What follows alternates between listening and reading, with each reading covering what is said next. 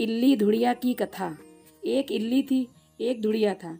इल्ली बोली, आ धुड़िया, दोनों कार्तिक नहाएं। धुड़िया बोला, तो गिरी छुहारे में पड़ी रहती है, तेरे ताकत ज़्यादा है, तू ही नहा ले। मैं तो मोट बाजरे में पड़ा रहता हूँ और मैं हरा भरा सीटा खाऊंगा, ठंडा ठंडा पानी पीऊंगा। फिर इल्ली तो रोजाना राजी की बाई के पल्ले में लग कर नहा आती और धुड़िया नहीं जाता। कार्तिक उतरते ही पूर्णिमा को दोनों मर गए। इल्ली कार्तिक नहाई थी, इसलिए उसने राजा के घर में जन्म लिया, राजकुमारी बनी, और धुड़िया राजा के घर में मेढक बना। फिर राजकुमारी का ब्याह रचाया गया और जब विदा का समय आया तब राजकुमारी का बैल रुक गया। तो राजा रानी से बोला कि बैल क्यों रुका, तेरे को क्या चाहिए, मांग ले।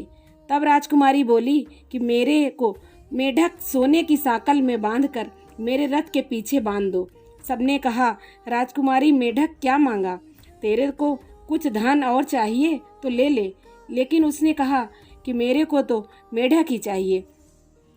उसने रथ के पीछे मेढक बांध दिया। जैसे ही राजकुमारी महलों में पहुंची तो मेढक को सीढ़ी के नीचे बांध दिया। जब राजकुमारी सीढ़ियों से उतरती चढ़ती तो मेढक कहता, ऐ चटको मटको श्याम सुंदरी, थोड़ा पानी पिला। मैं कहती थी कि तू कार्तिक नहा। एक दिन राजकुमारी की देवरानी जेठानी ने सुन लिया और सोचा कि राजा कोई रानी लाया है या जादूगरनी।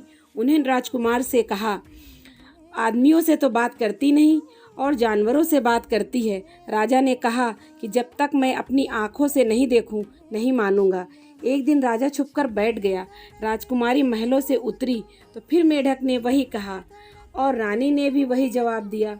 तब राजा तलवार लेकर खड़ा हो गया और कहा कि तू मेढक से क्या बात करती है, सच्ची बता, नहीं तो तलवार से काट दूंगा। रानी बोली, पिछले जन्म में मैं एक इल्ली थी और यह धुड़िया था। इसको मैंने कहा था कि आ दोनों कार्तिक नहाएंगे, तो यह नहीं नहाया और मैं नहा ली, इसलिए हम दोनों पिछली बातें करते हैं। राजा ने कहा कि कार्तिक में गंगा नहाने का इतना फल होता है तो हम दोनों ही जोड़े से कार्तिक नहाएंगे और खूब दान पुण्य करेंगे, जिससे हमें आगे जिससे ज़्यादा फल मिलेगा। दोनों कार्तिक नहाने लगे। राजा के घर खूब धन संपत्ति हो गई। हे कार्तिक महाराज, जैसा इल्ली को दिया सबको देना, जैसा धुड़िया को दिया किसी को न देना।